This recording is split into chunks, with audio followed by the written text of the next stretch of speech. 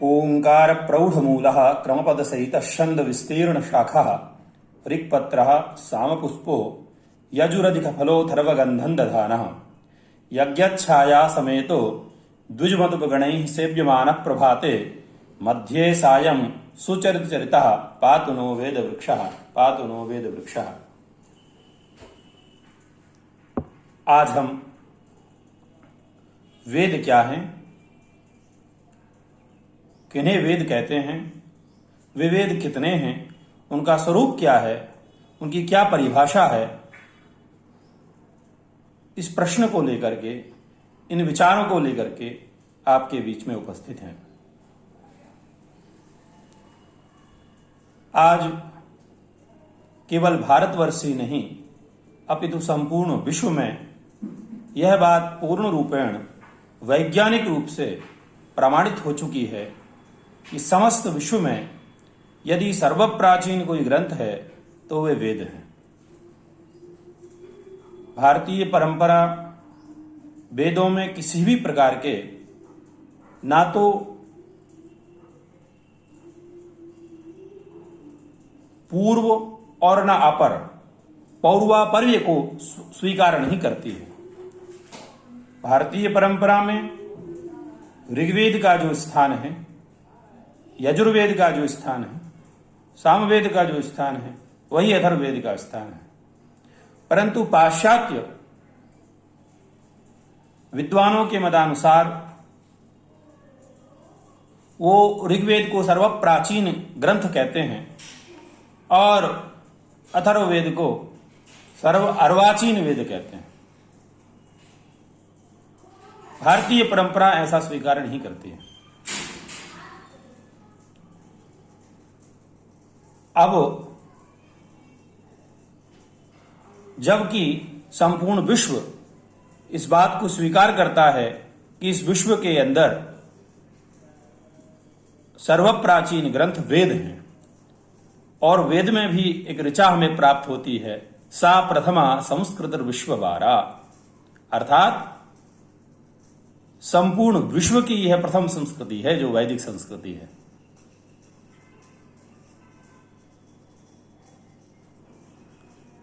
इसलिए इसमें किसी भी प्रकार का कोई संदेह ही नहीं रह जाता है कि एक समय यह रहा होगा कि संपूर्ण विश्व में अध्ययन का विषय, अध्यापन का विषय केवल वेद थे। हमारी समझ से तो अध्ययन शब्द का जो तात्पर्य है वो तात्पर्य वेद अध्ययन से ही है, क्योंकि वेद के अनेक पर्यायवाची शब्दों के रूप में श्रुति, आमनाय, त्रयी, विद्या, अध्याय इत्यादि, निगम इत्यादि अनेक शब्द पर्याय के रूप में, वेद के पर्याय के रूप में प्रचलित हैं। तो अध्याय शब्द से ही अध्ययन शब्द बना है, जो अध्ययन शब्द आज हमारे पास उपलब्ध है। इस प्रकार से हम कह सकते हैं कि अध्ययन और अध्यापन का विषय प्राचीन काल में या अनादिकाल में और अनादिकाल से लेकर के जब तक अन्य विषयों का ग्रहण नहीं किया जाने लगा, अन्य संस्कृतियों ने जन्म नहीं लिया और अन्य अनेकानेक मतांतर इस देश में और विश्व में प्रचलित नहीं हुए, तब तक वेद ही अध्ययन और अध्यापन के विषय होते थे। और वह वेद क्या हैं, किसे वेद कहते हैं, मूल बात यह है। संस्कृत शब्द किसी न किसी धातु से व्युत्पन्न होते हैं, इसीलिए शब्दों की व्युत्पत्ति, नाम शब्द ये किस प्रकार से बने, इनका मूल क्या है, तो मूल में जाने के लिए संस्कृत में सर्वप्रथम उसकी प्रकृति क्या है, प्रकृति अर्थात धातु क्या है, किस धातु से यह शब्द बना है, तो जो वेद शब्द है वो विद धातु से बना है, और विद धातु के धातु नामने का अर्थ, ऐसा जो हमारा सिद्धांत है,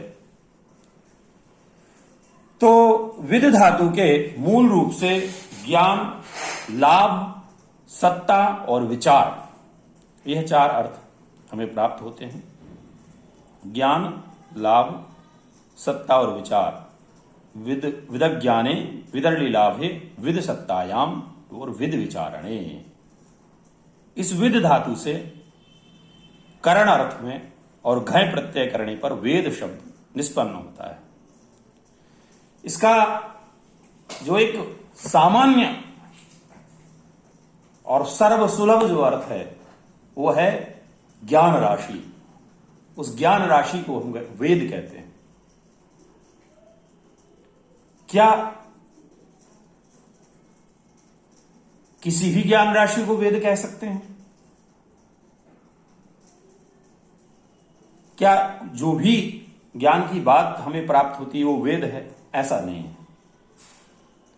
तो ज्ञान राशि में और वेद में मेरा तात्पर्य यह है कि जिस प्रकार से हमको अनेक स्थानों से ज्ञान प्राप्त हो सकता है, या दूसरी भी ज्ञान राशि हमको दृग्गोचर हो सकती है, दिखाई पड़ सकती है, तो क्या इसका तात्पर्य यह है कि जो भी ज्ञान राशि मिलती है, जो भी ज्ञान राशि प्राप्त होती है वो वेद है? ऐसा नहीं। हमारे आचार्य सायण वेद के संदर्भ में कहते हैं, अपौरुषेयम वाक्यम वेद। ऐसे वाक्य जो कि अपौरुषेय हैं उनको वेद कहेंगे।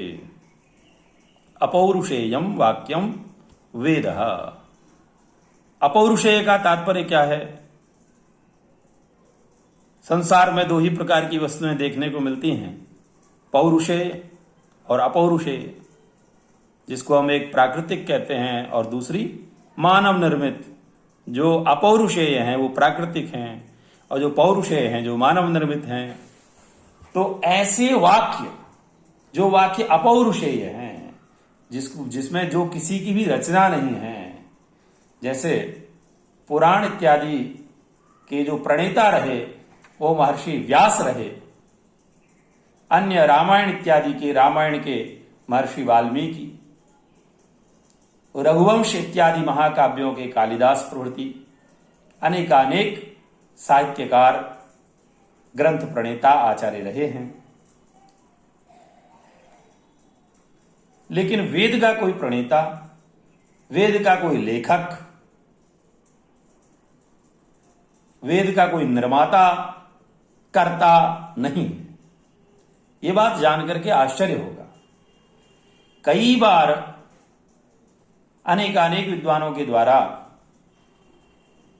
इस विषय पर अनेक प्रश्न किए गए।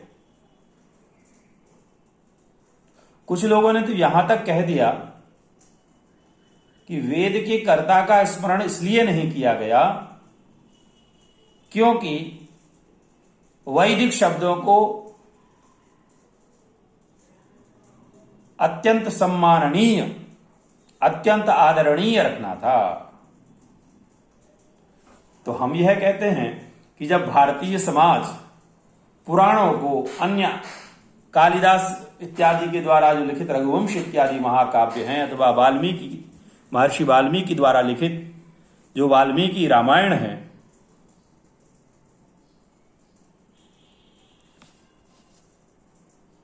जब यह भारतीय समाज उनको इतना सम्मान देता है, तो यदि वेद के कोई कर्ता होते, कोई लेखक होते, कोई प्रणेता होते, तो भला उनको उसको सम्मान क्यों नहीं दिया जाता? उनको सम्मान या उनके ग्रंथ को सम्मान क्यों नहीं दिया जाता? ऐसा बिल्कुल भी नहीं। वेद राशि किसी के भी द्वारा प्रणीत नहीं है। वेदो नारायण साक्षात स्वयं भूरिति शुश्रुमा। यहां तक कह दिया कि वेद साक्षात नारायण हैं। ये नारायण के द्वारा भी प्रणीत नहीं हैं, लिखे गए नहीं हैं, उनके द्वारा उनका कर्तृत्व नहीं है, स्वयं नारायण है। वेद वेदो नारायण साक्षात स्वयं भूरिति शुश्रुमा। वेद साक्षात नारायण है। तो फिर यह वैदिक शब्द राशि अथवा वेद हमें किस प्रकार से प्राप्त हुए, कहां से प्राप्त हुए, यह विषय हमें विचार करने पर विवश कर देता है। तो हमको ब्राह्मण ग्रंथों को अध्ययन करना होगा। जब हम अध्ययन करते हैं तो पाते हैं, अरे अस्य महतो भूतस्य निश्वसितम एतद् ऋग्वेदो यजुर्वेदः सामवेदो अथर्ववेदश्चेति। यह जो ऋग्वेद, यजुर्वेद, सामवेद और अथर्ववेद, यह 4 संहिताएं अर्थात 4 वेद जो हमें प्राप्त हुए हैं, यह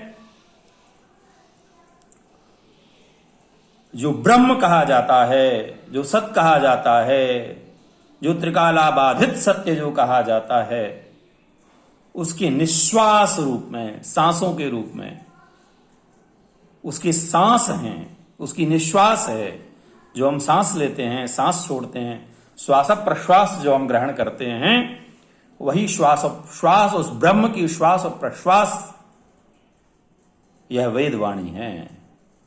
समस्त सृष्टि का प्रलय होने के बाद भी यह वैदिक शब्द राशि अविच्छिन्न रहती है।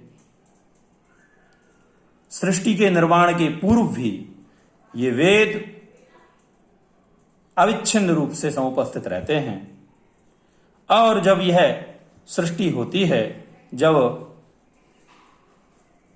जगत का निर्माण होता है, उस समय पर महर्षि अपनी समाधि की अवस्था में इन मंत्रों का दर्शन करते हैं।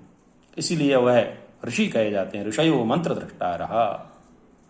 सर्वप्रथम इस श्वास प्रश्वास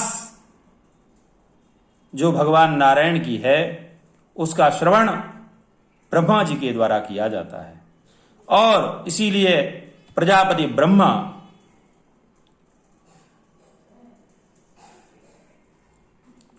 परंपरा के रूप में मूल पुरुष कहे जाते हैं। इसीलिए बाद में वेदों को ब्रह्म संप्रदाय, बाद में पश्चात आदित्य संप्रदाय शुक्ल यजुर्वेद के लिए प्रयुक्त हुआ। इस आदित्य संप्रदाय के अतिरिक्त केवल ब्रह्म संप्रदाय ही प्राप्त होता है। तो ब्रह्मा मूल पुरुष होने के कारण इस वैदिक परंपरा के यह संपूर्ण संप्रदाय ब्रह्म संप्रदाय के रूप में विख्यात हुआ। तो जो अपौरुषेयत्व होने के कारण किसी मनुष्य के द्वारा नहीं लिखे गए, किसी मनुष्य ने उनका निर्माण नहीं किया, कि कोई मनुष्य उनका कर्ता नहीं है, इसीलिए जो मनुष्य के द्वारा कदाचित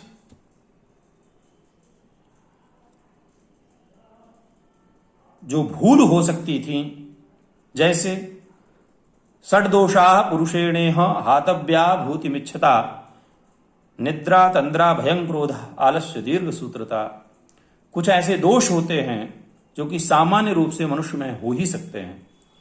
जैसे किसी विषय के विषय में पूर्वाग्रह धारण कर लेना, तो इसके कारण से भी जो विषय वस्तु होती है जिस पर हमारा पूर्वाग्रह होता है, उसके अनुसार हम तटस्थ होकर के किसी विषय वस्तु का चिंतन नहीं कर पाते हैं। तंद्रा के कारण, आलस के कारण, दीर्घ सूत्री होने के कारण कुछ विस्मरण भी हो सकता है, कुछ भूल भी सकते हैं। लेकिन वेद के साथ ऐसा कुछ भी नहीं है। यह निरपेक्ष रूप से किसी भी वर्ण विशेष के लिए, जाति विशेष के लिए, संप्रदाय विशेष के लिए कोई बात नहीं कहता है, अपितु संपूर्ण विश्व के लिए, संपूर्ण विश्व के मंगल के लिए, संपूर्ण विश्व के बंधुत्व के लिए, संपूर्ण विश्व की अभ्युन्नति के लिए वेद अपनी शिक्षाएं निरंतर प्रदान करते हैं। और भारतीय समाज आस्तिक उसी को कहते हैं जो वेदों को स्वीकार करे, वेदों की सत्ता को स्वीकार करे। भारतीय समाज ने देववाद को स्वीकार नहीं करने वाले को भी आस्तिक कहा है। जो देवताओं को स्वीकार नहीं करते हैं, देवता के सत्व को, देवता के अस्तित्व को स्वीकार नहीं करते हैं, उनके लिए भी आस्तिक कहा गया है। लेकिन जो वेद को स्वीकार नहीं करते हैं उनको आस्तिक नहीं कहा गया, उनको नास्तिको वेद निंदक कहा, उनको नास्तिक कहा गया।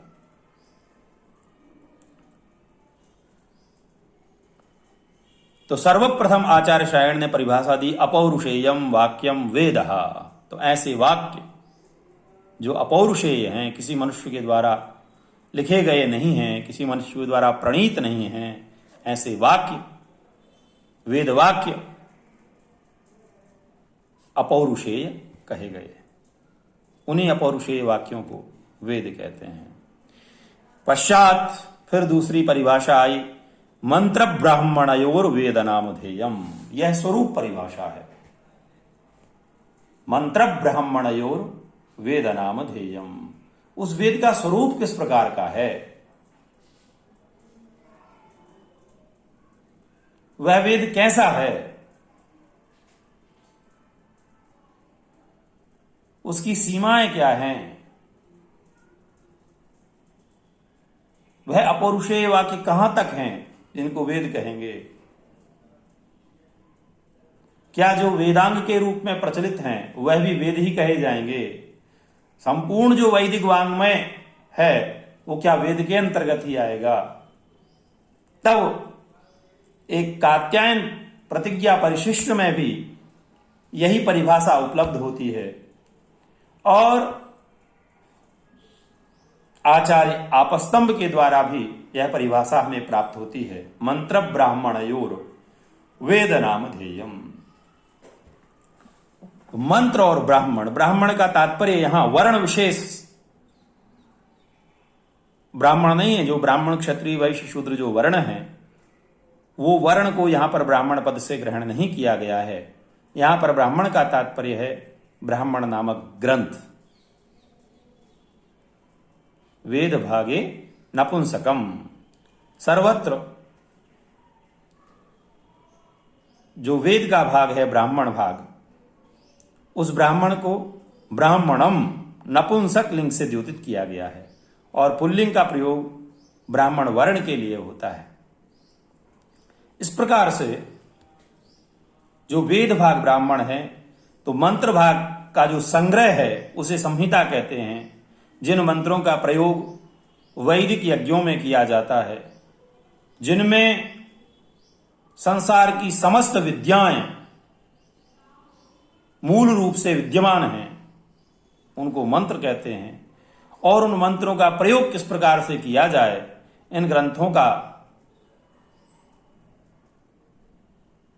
जो अभिधान है वो ब्राह्मण है। यह चारों वेद, ऋग्वेद, यजुर्वेद, सामवेद और अथर्ववेद, उन चारों वेदों के पृथक पृथक ब्राह्मण हैं। चारों वेदों का भिन्न भिन्न प्रयोग है, पृथक पृथक प्रयोग है। तो मंत्र ब्राह्मणयोर वेद नामधेयम, इनका जो समवेत स्वरूप है, जो सम्मिलित स्वरूप है मंत्र का और ब्राह्मण का, इसी को वेद कहते हैं। आज कम समय प्राप्त हुआ है, इसीलिए आज यहीं तक हम लोग चर्चा करेंगे। अगले भाग में इसके आगे की चर्चा आपके समक्ष होगी। नमस्कार।